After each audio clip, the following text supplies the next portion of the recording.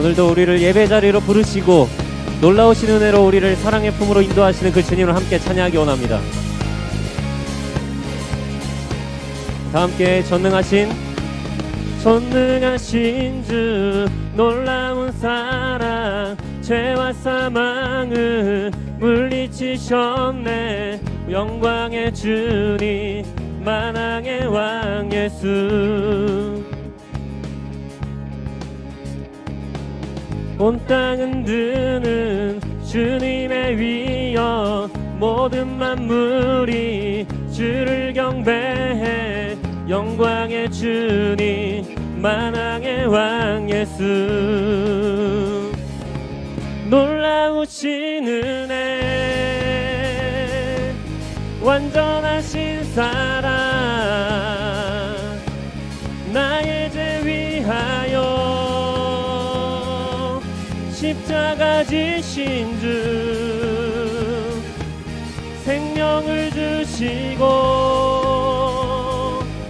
자유케 하셨네. 예수 행하신 모든 일 찬양해. 우리의 모든 문제를 승리의 길로 인도하시는 주님을 찬양합시다. 모든 문제를 다스리시는 고아된 우리 자녀 삼으신 영광의 주님 만왕의 왕 예수. 공의와 진리로 다스리시며 태양보다 더 밝게 빛나는 영광의 주님 만왕의 왕 예수. 우리 다 함께 놀라우신 은혜 완전하신 사랑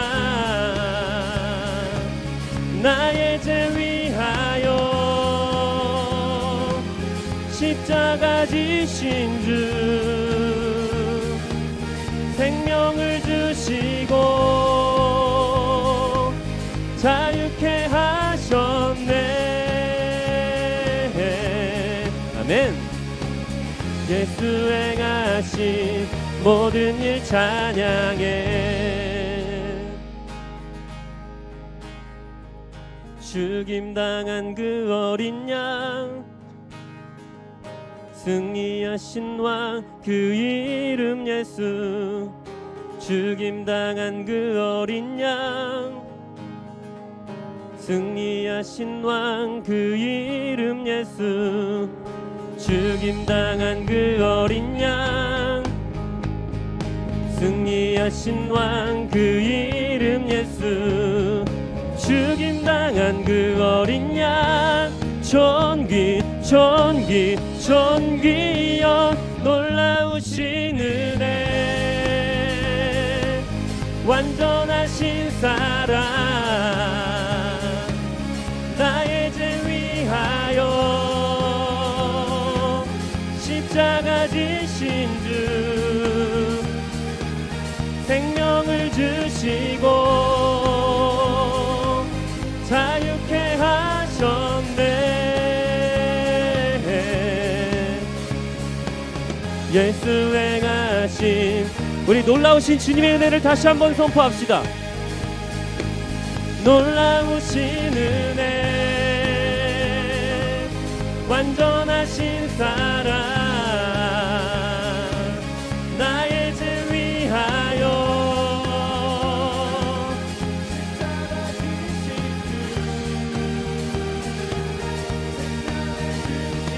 자, 그분께서 우리를 자유케 하십니다. 자유케 하셨네. 예수 행하신 모든 일 찬양해. 우리에게 참된 은혜를 허락하여 주시는 주님, 오늘도 주님 안에서 참된 예배의 기쁨과 자유함을 누리기를 원합니다. 우리의 삶 가운데 날마다 함께 하시고 우리를 승리의 길로 인도하시는 그 주님을 찬양합니다. 아멘. 우리 살아계신 주님께 영광의 박수 올려드립니다. 주님, 오늘도 주님 안에서 참된 기쁨을 맛보게 하여 주시옵소서. 아멘.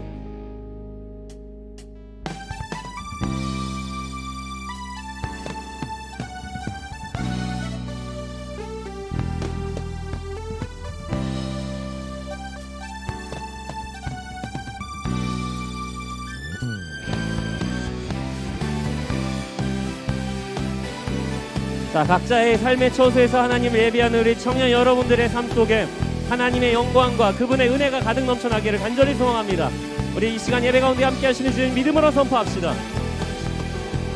우리의 입술은 변하지 않는 하나님 사랑을 찬양해. 우리의 목소리 온따지 않는 하나님 은혜를 기뻐해. 다 함께 우리의 목소리 온 땅 비추는 하나님 영광을 찬양해.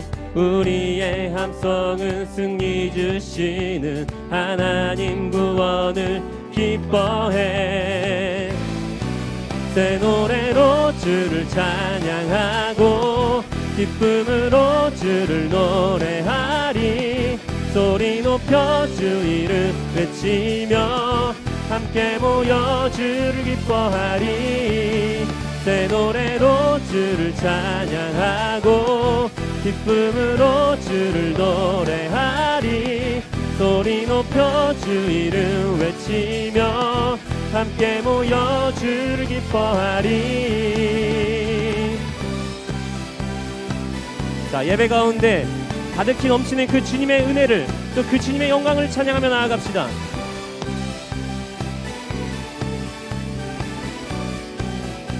우리의 입술은 변하지 않는 하나님 사랑을 찬양해. 우리의 노래는 마르지 않는 하나님. 우리의 목소리 온 땅 비추는 하나님 영광을 찬양해. 우리의 함성은 승리 주시는. 우리 다 함께 승리를 허락하시는 그 주님을 찬양합시다. 새 노래로 주를 찬양하고 기쁨으로 주를 노래하리. 소리 높여 주 이름 외치며 함께 모여 주를 기뻐하리. 새 노래로 주를 찬양하고 기쁨으로 주를 노래하리. 소리 높여 주 이름 외치며 함께 모여 주를 기뻐하리.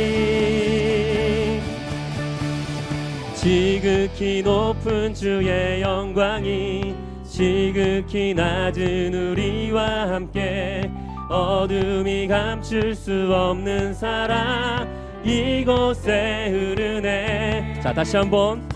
지극히 높은 주의 영광이 지극히 낮은 우리와 함께 어둠이 감출 수 없는 사랑.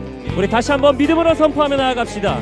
지극히 높은 주의 영광이 지극히 낮은 우리와 함께 어둠이 감출 수 없는 사랑 이곳에 흐르네.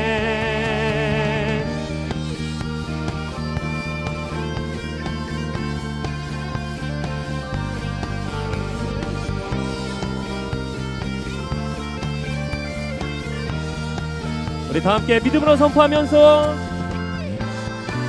새 노래로 주를 찬양하고 기쁨으로 주를 노래하리. 소리 높여 주 이름 외치며 함께 모여 주를 기뻐하리. 새 노래로 주를 찬양하고 기쁨으로 주를 노래하리. 소리 높여 주 이름 외치며 함께 모여. 다시 한번 새 노래로 주를 찬양하고 기쁨으로 주를 노래하리. 소리 높여 주 이름 외치며 함께 모여. 우리 마지막으로 다시 한번 고백합시다.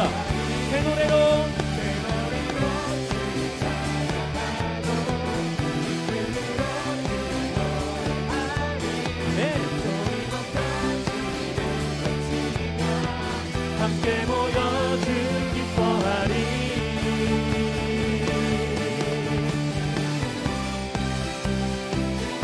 오늘 예배 가운데 끝없는 주님의 은혜와 사랑이 넘쳐날 것을 기대하며 나아갑니다. 주님 예배를 통하여 오직 주님의 영광만 드러날 수 있도록 인도하여 주시옵소서. 우리 살아계신 주님께 영광의 박수 올려드립시다. 아멘.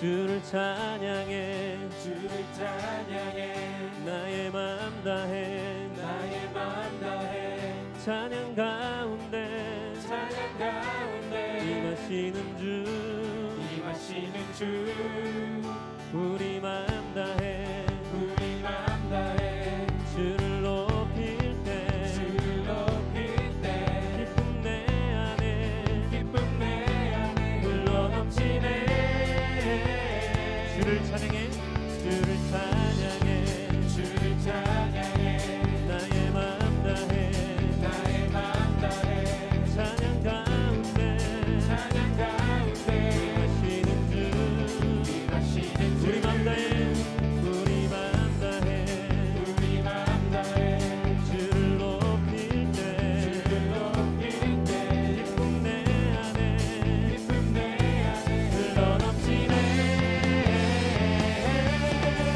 감사의 노래 듣게 내게 세일해 가시네 주님의 은혜 크신 사랑 찬양하네 주님을 경배할 때 주를 더욱 알기 원해 거룩하신 주 전능하신 하나님 다시 한번 주를 찬양해 주를 찬양해 주를 찬양해 나의 맘 다해 나의 맘 다해 찬양 가운데 찬양 가운데 임하시는 주 임하시는 주 네, 우리 맘 다해 우리 맘 다해 주를 높일 때 주를 높일 때 기쁨 내 안에 기쁨 내 안에 흘러넘치네 감사의 노래 듣게 내게 세일해 가시네 주님의 은혜 크신 사랑 찬양하네 주님을 경배할 때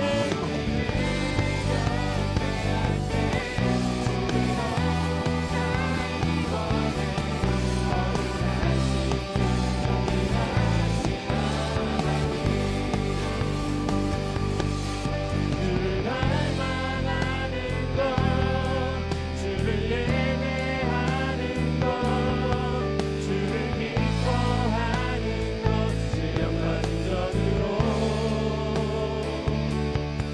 주를 갈망하는 것 주를 예배하는 것 주를 기뻐하는 것 신령과 진정으로 신령과 진정으로 감사의 노래 듣게 내게 세일해 가시네 주님의 은혜 크신 사랑 찬양하네 주님을 경배할 때 주를 더욱 알기 원해 거룩하신 주 전능하신 하나님 다시 한번 감사의 노래 감사의 노래 듣게 내게 세일해 가시네 주님의 은혜 크신 사랑 찬양하네 주님을 경배할 때 주를 더욱 알기 원해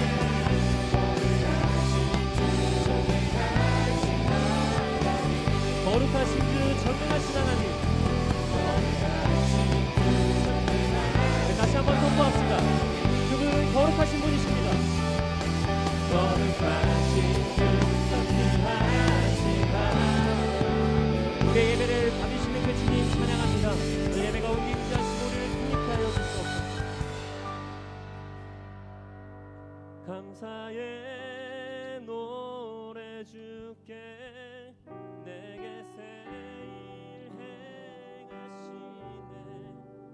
주님의 은혜 크신 사랑 찬양하네.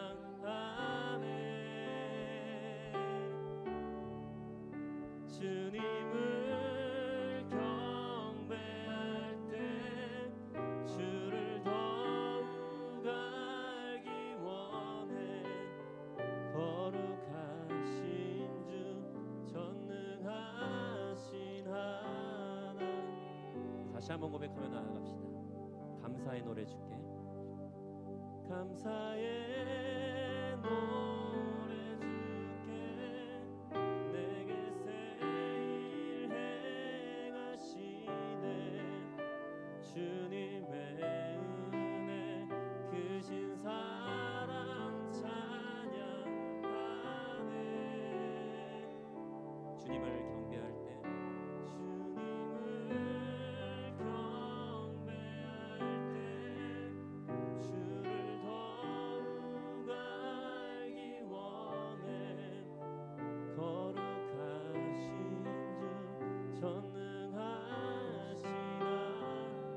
함께 고백할까요? 거룩하신 주 전능하신 하나님, 거룩하신 주 전능. 다시 한번 그 주님 높여드리기 원합니다. 거룩하신 주 전능하신 하나님, 거룩하신 주 전능하신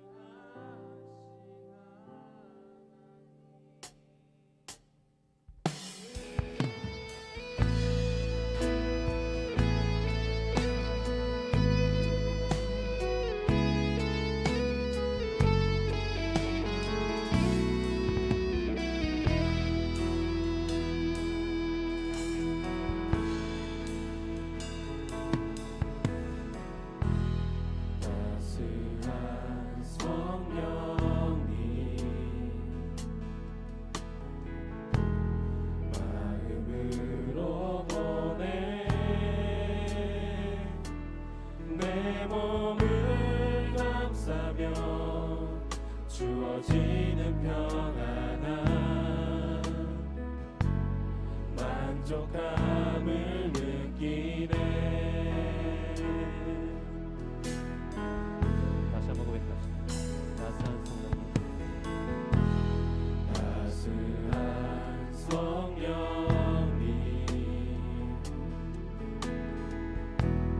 마음으로 보내. 내 몸을 감싸며 주어지는 평안함, 만족감을 느끼네. 부르신 곳에서 나는 예배하네. 어떤 상황에도 나는 예배하네. 부르신 곳에서 나는 예배하네. 어떤 상황에도 나는 예배하네.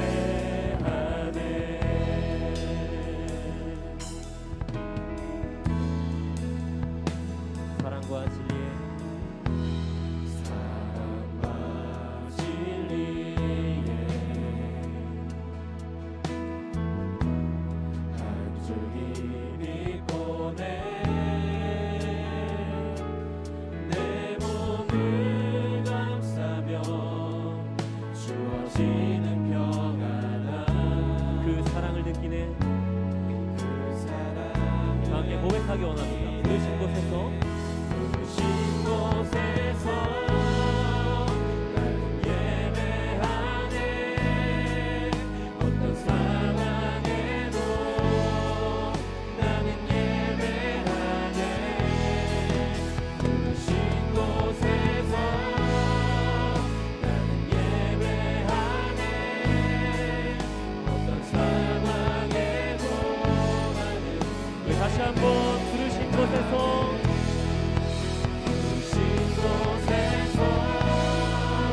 나는 예배하네. 어떤 상황에도 나는 예배하네. 부르신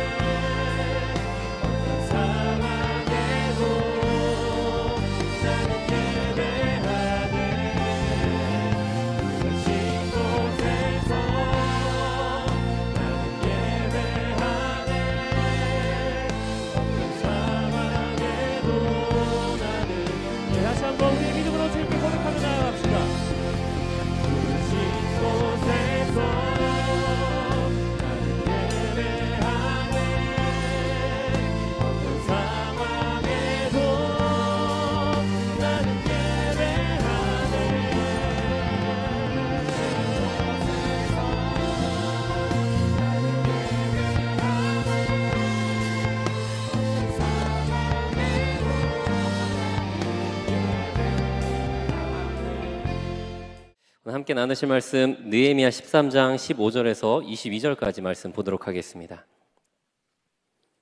구약성경 748페이지에 있습니다. 느헤미야 13장 15절에서 22절까지 말씀 제가 봉독하도록 하겠습니다.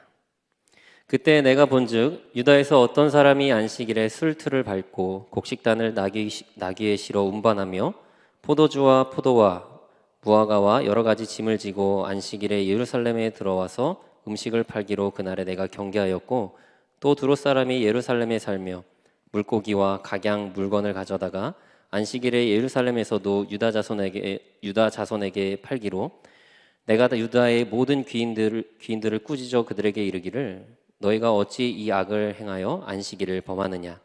너희 조상들이 이같이 행하지 아니하였느냐? 그래서 우리 하나님이 이 모든 재앙을 우리와 이 성읍에 내리신 것이 아니냐?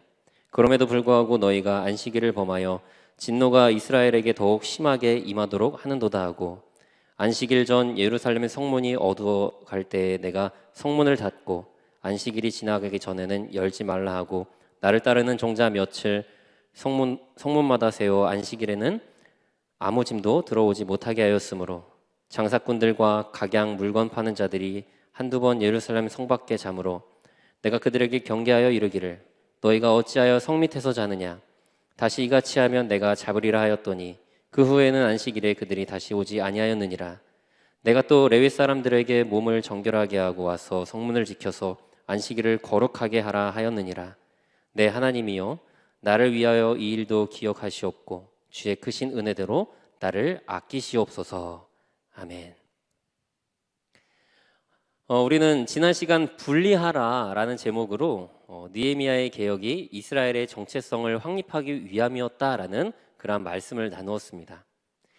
느헤미야는요, 우리가 하나님의 백성, 즉 내가 누구인지에 대한 분명한 정체성이 없으면 이방 우상들 혹은 이방 문화 속에 흡수될 수밖에 없기 때문에 그 정체성을 혼란스럽게 하는 것들을 우리의 삶 가운데 분리해야 한다라는 것을 강조합니다.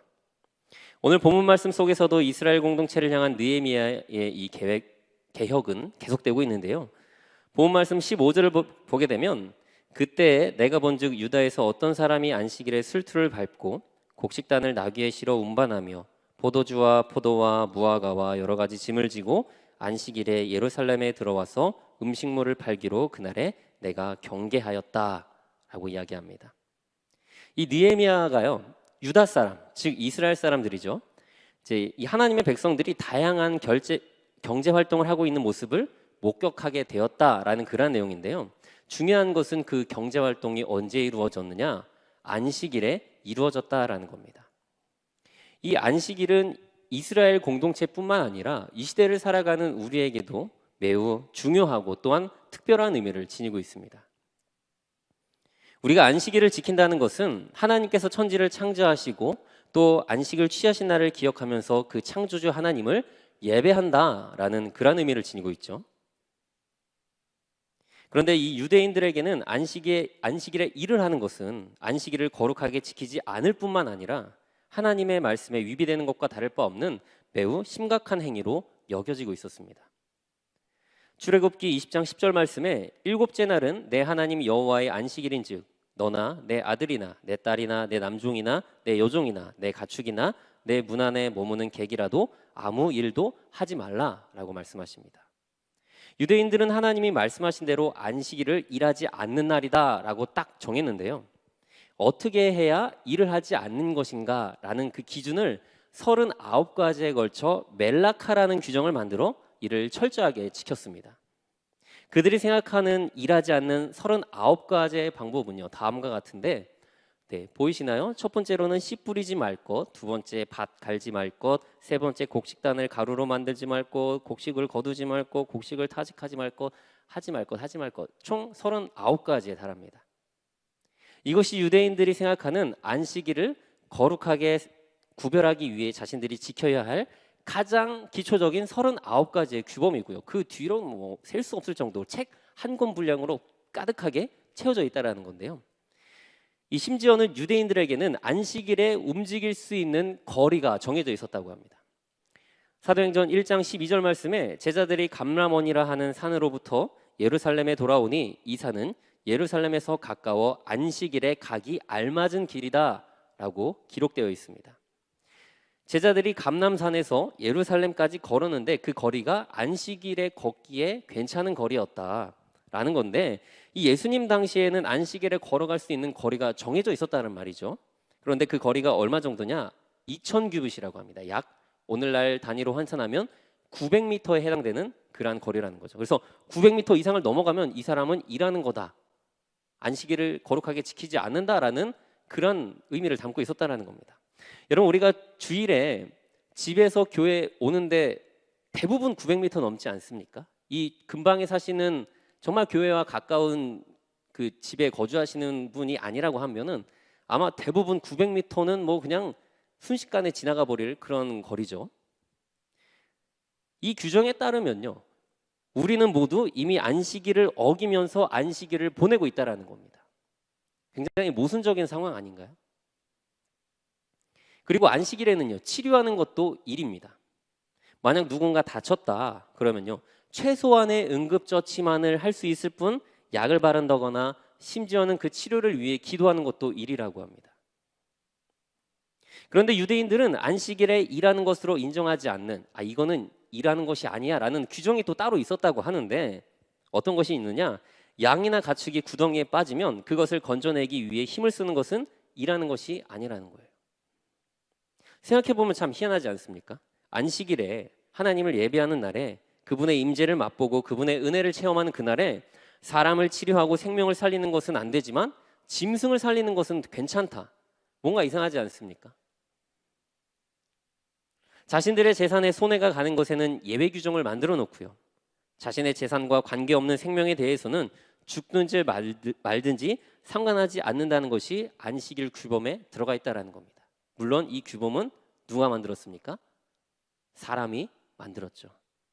하나님께서도 과연 이 규범을 인정하실까요?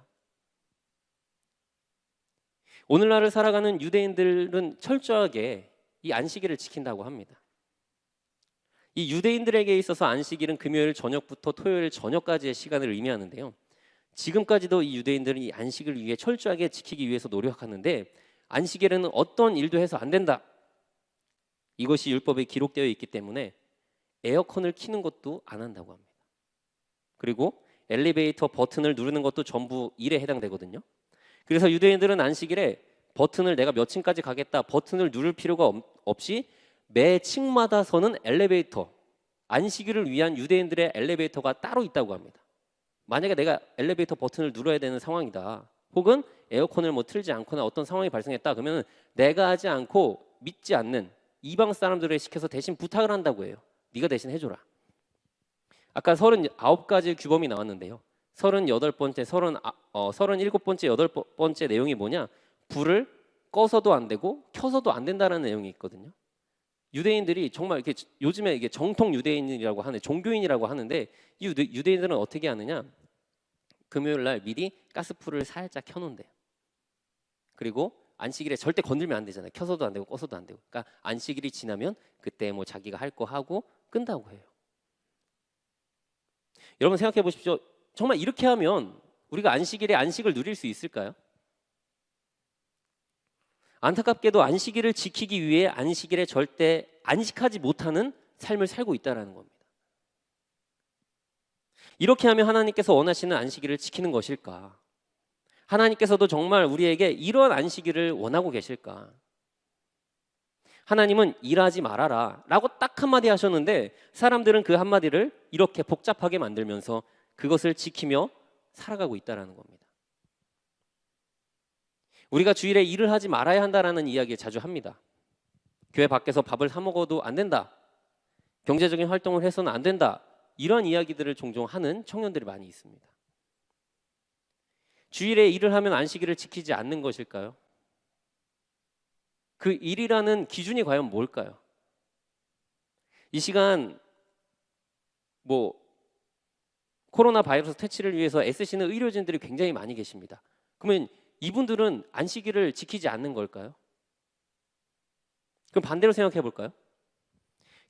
이제 주일에 우리가 일하지 않으면 혹은 교회에 오게 되면은 예배를 드리게 되면은 하나님께서 원하신 대로 안식일을 거룩하게 지켰다라고 이야기할 수 있을까요? 저는 우리 대형교회 청년 여러분들이 이렇게 표면적으로 드러나는 어떠한 그러한 내용이 아니라 하나님께서 우리에게 왜 일을 하지 말라고 하셨는지, 왜 그러한 말씀을 하셨고 그 말씀을 통해 무엇을 우리에게 요구하시는지, 우리가 또한 그것을 왜 따르고 순종해야 하는지 쉽게 드러나지 않는 말씀의 목적과 영적인 의미에 대해 더 집중했으면 좋겠습니다. 여러분, 안식일은요, 창조주 하나님을 기억하고 그분을 예배하기 위해 우리에게 허락된 축복의 시간입니다. 담임 목사님께서 올해 들어서 이제 창세기 강해 말씀을 쭉 하고 계신데, 담임 목사님께서도 주일 오전에 이제 그 강해 설교를 통해 말씀하셨듯이 안식일은 우리가 단순히 쉬는 날, 휴식의 차원이 아니라 주님 안에서 영적인 회복 그리고 재창조를 경험하는 놀라운 은혜 그 자체입니다. 우리가 안식일을 거룩하게 지키기 위해서 율법에 기록된 대로 모든 것을 다 지켰는데 내 마음이 하나님이 아닌 다른 곳에 가 있다고 한다면 우리가 과연 안식일을 제대로 지켰다고 할 수 있을까요? 주일에는 거룩하게 예배를 드렸는데 나머진 6일은 예배할 필요가 없는 것인가? 주일은 하나님을 기억하는 날이지만 나머지 6일은 기억하지 않아도 되는 것인가? 그 안식일의 기준이 과연 무엇입니까? 안식일은 일주일의 하루가 아니라 우리가 살아가는 매일매일의 삶 속에 거룩하게 지켜져야 합니다. 요즘 들어 저희 집에 이제 첫째 아들이 이제 6살 됐거든요. 저에게 자주 하는 것이 있습니다. 평상시처럼 이제 아무렇지 않게 막 신나게 놀다가 갑자기 저를 향해 막 뛰어와요. 아빠 잠깐! 그럼 저도 하다가 갑자기 날 부르니까 깜짝 뭐야 왜? 그러면요 제 쪽을 향해 엉덩이를 내밀더니 뿡 하고 가스를 분출하는 겁니다. 그러면 이 녀석이 너무 막 즐거워하고 행복해하고 마치 무엇인가 이루었다라는 그런 표정으로 막 저를 이렇게 쳐다봐요. 이렇게. 그러니까 지난주에도 주중에도 하루에 몇 번씩 그러길래 너 왜 아빠한테 자꾸 방구 껴? 제가 그렇게 하면 어떻게 하냐라고 이야기했더니 갑자기 입이 막 삐쭉 나오고요. 눈시울이 막 빨개지면서 울먹이면서 저한테 이렇게 이야기하는 겁니다. 엄마는 내가 방구 끼면 꽃향기가 난다고 하던데 아빠는 왜 하지 말라고 하냐? 엄마가 꽃향기 난다고 해서 내가 이렇게 하는 거다. 이렇게 얘기를 하더라고요. 그러니까 제 아들 입장에서는요, 자기가 방귀를 뀌면 꽃향기가 나기 때문에 꽃향기를 맡는 엄마, 아빠를 위해 뭐라고 할까요? 어떤 기쁨과 즐거움을 주기 위해서 자기를 희생한다라는 거예요. 그러니까 6살짜리가 엄마, 아빠 기쁘게 하기 위해서 방구 낀다는데 더 이상 뭐 제가 할 말이 없더라고요. 알았어. 계속해. 여러분, 우리가 하나님께서 기뻐하시고 하나님께서 인정하실 만한 것이라면 그것이 일이든 일하지 않는 것이든 무엇이 중요합니까? 하나님 앞에 그게 과연 무슨 의미가 있고 무슨 상관이 있겠습니까? 고린도전서 10장 31절 말씀을 보게 되면 그런즉 너희가 먹든지 마시든지 무엇을 하든지 다 하나님의 영광을 위하여 하라라고 말씀합니다. 우리가 안식일에 무엇을 한다? 그것은 지극히 우리 입장에서 중요한 것이지 하나님 입장에서 정말 중요한 것은 무엇을 하느냐 마느냐가 아니라 그것을 왜 하느냐라는 거죠. 왜? 그거 해서 뭐 하려고? 우리는 본질에 집중하는 것이 아니라 본질을 가장한 비본질에 얽매여서 영적인 에너지를 써야 할 때 정작 쓰지 못하고요. 안식을 누려야 할 때 정작 안식을 취하지 못합니다. 예수님께서도 끊임없이 제기되는 이 안식일과 관련된 논쟁이 많았거든요. 성경을 보게 되면 제자들이 뭐 안식일에 밀을 뭐 손으로 비벼서 먹었다. 예수님이 안식일에 뭐 병든 자를 치료했다. 율법에 그렇게 이거 하지 말라 그랬는데 왜 일하냐? 이런 내용들이 끊임없이 등장하거든요. 그러니까 예수님께도 너무 스트레스 받는 거야. 그래서 얼마나 답답하셨는지 이렇게 대놓고 말씀하십니다. 마태복음 12장 8절에 인자는 안식일의 주인이니라. 주님 안에서 누리는 참된 평안, 세상의 방법과 인간의 언어로는 도저히 표현할 수 없는 그 기쁨들, 그 놀라운 은혜, 우리가 집중해야 할 것은요 바로 그 은혜라는 거죠. 6살짜리 꼬맹이도요 부모에게 기쁨을 주기 위해서 자기가 그러한 마음을 가지고 방귀를 낀다는데 여러분, 주일뿐만 아니라 우리가 살아가는 모든 삶의 순간 속에서 나의 삶의 모습, 내가 살아가는 삶의 방법들, 내가 내리는 어떠한 선택들이 정말 누구를 위하고 무엇을 위한 것인지, 그것이 정말 하나님이 기뻐하시고 인정하시고 영광 받으시기에 합당한 것인지를 우리가 명확하게 할 수 있어야 한다는 겁니다.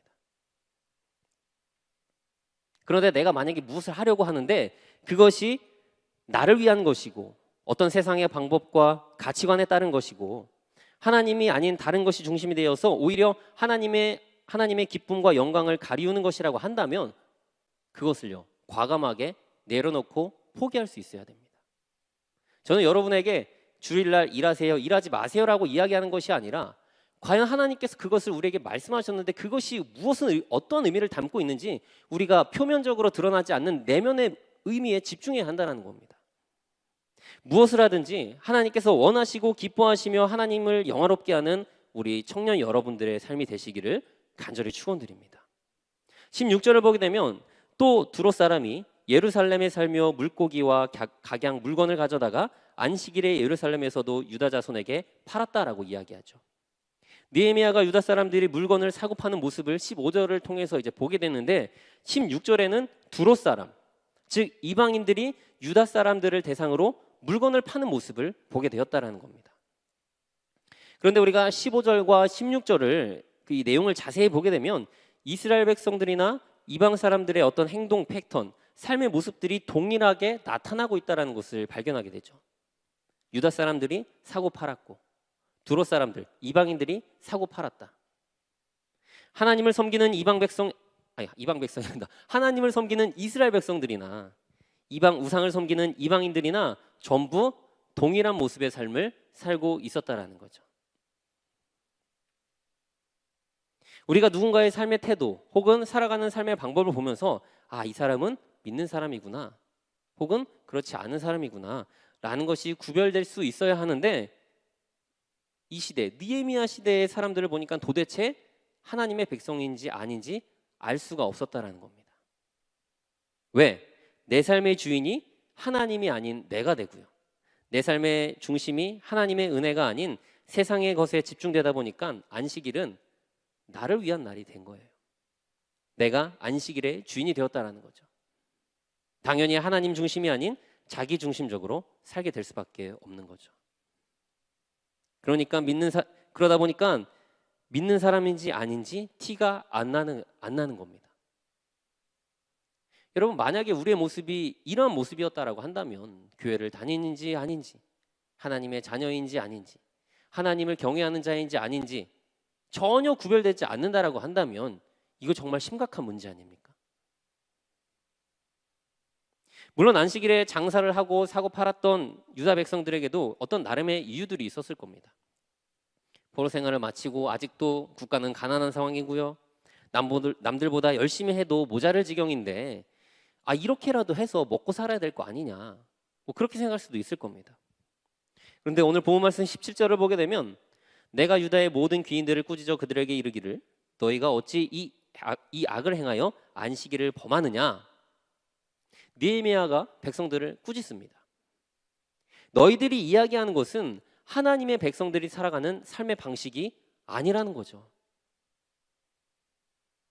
세상의 방법으로는 도저히 답이 나오지 않지만 그래도 우리를 먹이시는 분은 세상이 아니라 하나님 여호와이시다. 그분을 향한 믿음, 이것이 우리가 세상 속에서 하나님의 자녀로 살아가야 하는 삶의 기준과 방법이 되어야 할 겁니다. 여러분, 우리가 살아가는 삶을 한번 생각해 보세요. 무엇 하나 명확하게 보장된 것 있습니까? 아무것도 보이지 않는 어떤 미래에 대한 불안감으로요, 우리는 늘 긴장해야 하고 늘 두려워해야 합니다. 우리의 삶 속에 확실하게 정해진 어떤 인생의 답이 존재합니까? 이렇게 가면은 우리가 잘 살 수 있다, 이렇게 가면 평안할 수 있지, 이렇게 살면 우리가 승리자의 자리에 오를 수 있지, 존재합니까? 답이? 매 순간 치열하게 살아가야 하고요, 하나를 해결하면 더 큰 산이 우리 앞을 가로막고 있습니다. 그러나 하나님의 사람들은 어디에 혹은 어떤 상황 속에 거하더라도 하나님의 자녀다운 어떤 구별된 모습으로 살아갈 수 있어야 한다는 거죠.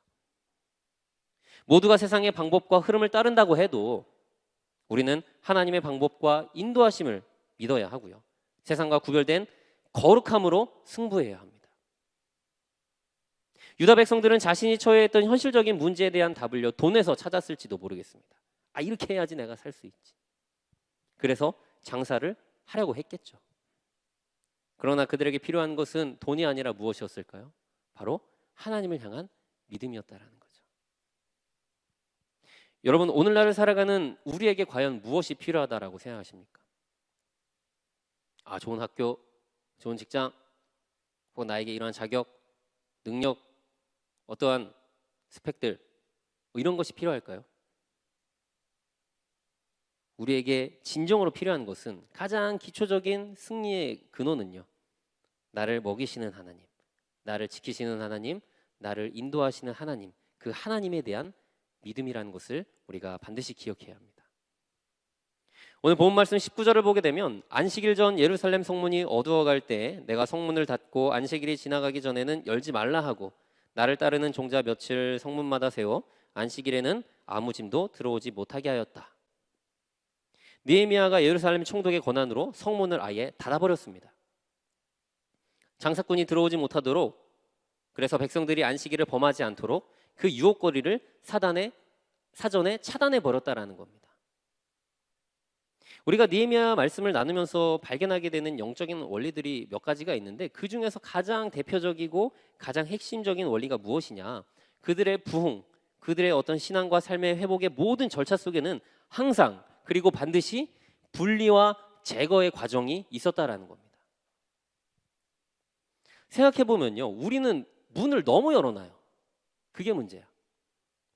이것이 하나님 앞에 범죄인지 아닌지를 깨닫지 못하고 분별하지 못하는 영적인 무지 때문에 열어놓고요, 내가 충분히 이 정도는 감당할 수 있지, 이겨낼 수 있지, 승리할 수 있지 라고 생각하는 영적인 교만으로 열어놓습니다. 그러나 내 삶의 중심에 하나님이 계시지 않는다라고 한다면요, 아무리 작게 느껴지는 유혹과 시험이라 할지라도 우리가 절대 이겨낼 수 없는 연약한 존재가 바로 우리라는 것을 결코 잊어서는 안 됩니다. 왜냐? 성경에 기록되어 있는 수많은 사람들도 다 그랬거든요. 아담과 하와는 뱀의 말 한마디에 넘어가서 하나님의 말씀에, 또한 그 명령에 불순종합니다. 그거 맞아? 맞아. 아닌 것 같아. 넘어갔죠. 아간이라는 사람은요, 하나님께 드릴 예물 중에 절대 손대지 말라, 모든 것을 하나님께 드려라 라고 말씀하셨는데, 이 정도는 괜찮겠지, 그 수많은 보물 중에 뭐 요 정도야 문제 없겠지라는 그러한 생각으로 아주 조금 훔쳤는데, 그 범죄로 인해 그를 비롯한 모든 가족들이 비참한 죽음을 맞이했고요. 다윗은 아무도 모를 거야, 숨길 수 있지, 이러한 생각으로 불륜과 살인을 저지르다가 하나님 앞에 처참한 징계와 또한 회개의 그 과정을 감당해야 했습니다. 데살로니가 전서 5장 21절에서 22절을 보게 되면, 범사에 헤아려 좋은 것을 취하고 악은 어떤 모양이라도 버리라 라고 말씀합니다. 성경은 우리에게 악에 관련된 것은 어떤 모양이라도 버리라고 말씀하시죠. 여러분, 우리의 거룩성, 하나님의 자녀로서의 그 정체성을 위협하는 것이 있다면요, 차라리 그것이 나에게 들어오지 못하도록 내가 열어놓은 문을 미리 닫아놓을 필요가 있습니다. 거룩함을 잃어버린 백성에게는 반드시 재앙이 임하게 된다는 것을 너무나 잘 알고 있던 느헤미야가 특단의 조치로 성문을 닫아버렸는데, 그 이후로 어떤 일이 벌어졌느냐?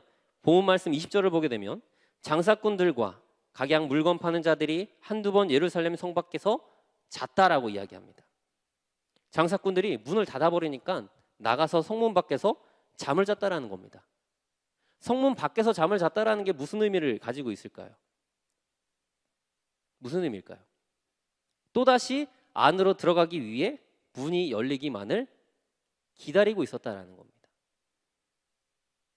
우리가 한 주간 동안 삶의 현장에서 거룩한 하나님의 백성으로 살려고 할 때, 그 거룩성을 훼손하려 하고 또한 훼손하려고 하는 어떤 유혹들을 막아내기 위해서 우리가 아무리 문을 닫고요, 또한 경계 근무를 서도요, 그 유혹들은 우리 주변을 떠나지 않는다라는 겁니다. 어떻게 해서든지 내 안에 파고 들어와 나의 마음 혹은 삶의 중심에 위치하려고 호시탐탐 귀에만 엿보고 있다라는 거죠. 여러분 믿음의 승리자가 되는 거, 아 이번 한 주 승리하리라 말처럼 쉽습니까? 세상의 유혹을 물리치는 것, 시험을 이겨내는 것, 아 주여 내가 원하는 대로 그게 쉽게 되던가요? 결코 쉽지 않다라는 겁니다. 우리의 거룩함과 정결함이 무너지는 것은요, 오래 걸리는 것이 아니라 정말 짧은 순간, 단 한순간에 불과합니다.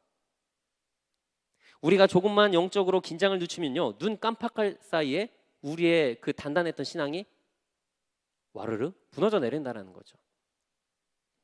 여러분 잘 아시다시피 우리가 코로나라는 질병 때문에 이 모이는 것이 쉽지가 않습니다.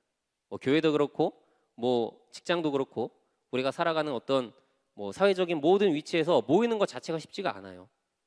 이제는 교회가 아닌 각자의 이제 어떤 내가 처한 삶의 상황과 형편에 따라 가정에서 예배해야 하고 각자의 삶의 현장에서 TV나 인터넷이나 휴대전화로 예배를 드려야 하는 지경까지 이르렀습니다. 한편으로 생각하면요, 이게 현실적으로 굉장히 최선의 선택일 수도 있을 거예요. 지혜로운 방법일 수도 있고 어쩔 수 없는 그러한 불가피한 상황일 수도 있을 겁니다. 그거를 부정하는 것은 아니지만 그러나 이 시기는요, 우리가 영적으로 방심하기에 딱 좋은 시기입니다. 긴장을 늦추기에 너무 좋은 환경이죠. 굳이 예배 시간에 여기까지 오지 않아도 되고 굳이 준비하지 않아도 되고 그냥 내가 선택할 수 있어요. 2, 3, 4 오늘은 어떤 예배를 드릴까? 몇 시에 예배를 드릴까? 내가 선택이 가능합니다. 얼마나 편리합니까? 이러한 상황에 대한 나의 마음을 아주 자연스럽게 합리화시키기에 충분한 최고의 조건들이 펼쳐져 있는 그러한 상황입니다. 그런데 우리가 기억해야 하는 것은요, 지금 이 시간에도 우리의 마음을 빼앗고 하나님의 자리를 차지하려는 수많은 장사꾼들이 내 마음의 문을 열리기를 기다리고 있다라는 겁니다. 시편 1편에서도 이야기하듯이 의인의 특징은요, 악인들과 함께하지 않는다라는 겁니다. 인간은 항상 악한 대상들과의 관계, 그것이 사람이 되었든 뭐 보이지 않는 어떠한 것이 되었든 혹은 물질이 되었든 무엇이 되었든 악한 대상들과의 관계를 통해서 타락하기 마련입니다. 그것들은 우리 안에 은근슬쩍 들어와서 내 자신을 타락시키고 무너뜨리면서 하나님께서 주신 그 거룩함을 빼앗아가죠. 이곳에 계신 분들, 그리고 각자의 삶의 자리에서 예배를 드리고 있는 우리 모든 청년 여러분들, 깨어 있어야 합니다. 쉬지 말고 기도해야 합니다. 내 마음속에 주님을 모시고요, 이제 더 이상 내 마음의 문이 다른 존재에게 열리지 않도록 확실히 닫으셔야 됩니다. 오늘 본문 말씀 22절을 보게 되면 내가 또 레위 사람들에게 몸을 정결하게 하고 와서 성문을 지켜서 안식일을 거룩하게 하라 하였느니라. 내 하나님이여, 나를 위하여 이 일도 기억하시옵고 주의 크신 은혜대로 나를 아끼시옵소서. 아껴달라고 이야기합니다. 이 느헤미야는요, 영적인 개혁을 시도할 때마다 항상 하나님께 기도를 하는 사람입니다. 이 일을 기억하시옵소서. 주의 크신 은혜대로 나를 아껴주시옵소서. 왜 아껴달라고 했을까요? 모든 사람이 느헤미야에게 아 잘한다, 맞아 그렇게 해야지, 우리 그거 같이 하자, 이렇게 반응하지 않았어요. 박수 쳐주지도 않고 격려해주지도 않고 모든 사람이 동참했던 것도 아닙니다. 때로는 심한 비난도 있었고요, 외로움도 느껴야 했고 고통으로 몸부림치는 시간도 겪어야 했습니다. 그렇지만 느헤미야는 하나님께서 인정하시고 기뻐하시는 것을 목표로 했기 때문에 하나님의 격려를 통해 힘을 얻고자 했다라는 거죠. 사람이 아니라, 어떤 대상이 아니라. 우리가 믿음으로 살아가려 할 때요, 수많은 비난을 당합니다. 아, 시대적인 흐름에 참 뒤처진 사람이다, 왜 이렇게 비현실적이냐, 너무 어리석다, 바보 같다고 조롱당할 때도 있을 겁니다. 가정에서, 학교에서, 직장에서, 나의 삶의 현장에서 하나님을 향한 믿음으로 사는 것이 결코 만만하지가 않죠. 때로는 핍박이다, 이거 나를 향한 어떤 고난이다 라고 느낄 때도 있을 것이고요, 때로는 쓸쓸하고 외로울 때도 분명히 있을 겁니다. 믿음의 길을 걸어가는 것이. 그러나 우리가 잊지 말아야 하는 것은요, 하나님께서 우리의 그 믿음의 결단을 기뻐하시고 변함없이 격려하며 힘을 주신다라는 것을 우리는 결코 잊지 말아야 합니다. 여러분, 믿음의 길을 걸어가는 것이 힘들게 느껴질 때, 하나님으로부터 참된 위로를 얻으시기를 바랍니다. 주님께서 주시는 참된 평안과 은혜, 그것이 진정한 안식이라는 거죠. 하나님이 우리의 주인이 되시고 우리의 삶은 주님께 속해 있다라는 것, 그 사실을 어떠한 입이 아니라 사람의 언어가 아니라 우리가 믿음으로 인정하며 고백하는 것. 일주일에 딸랑 하루가 아니라 내가 살아가는 매 순간의 삶 속에서 주님과 동행하고 그분께서 주시는 참된 은혜와 평안을 누리는 삶, 이 시대를 살아가는 오늘날 우리의 안식일이 회복되어야 합니다. 우리 사랑하는 대형교회 청년 여러분들, 안식일은 하나님의 자녀들에게 허락된 특권 중에 특권이고요, 또한 축복 중에 축복입니다. 우리가 안식일을 거룩하게 지키면 하나님께서 우리의 삶을 지키시는 것이고요, 우리가 하나님을 내 삶의 주인으로 인정하면 하나님께서 우리의 삶을 인도해 나가십니다.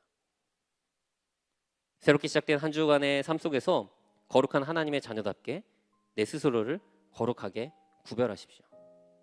그리고 하나님을 내 삶의 중심에 모시고 나의 주인으로 인정하며 고백하시기 바랍니다. 내 삶의 주인이신 하나님께서 혼란스럽고 또한 두려운 상황 속에 있는 우리들에게 세상의 그 어떠한 것으로도 채울 수 없는 참된 안식과 평안과 은혜를 허락하여 주실 줄로 믿습니다. 그러한 은혜가 우리 사랑하는 대형교회 청년 여러분들의 삶 속에 가득 넘쳐나게 되시기를 간절히 축원드립니다.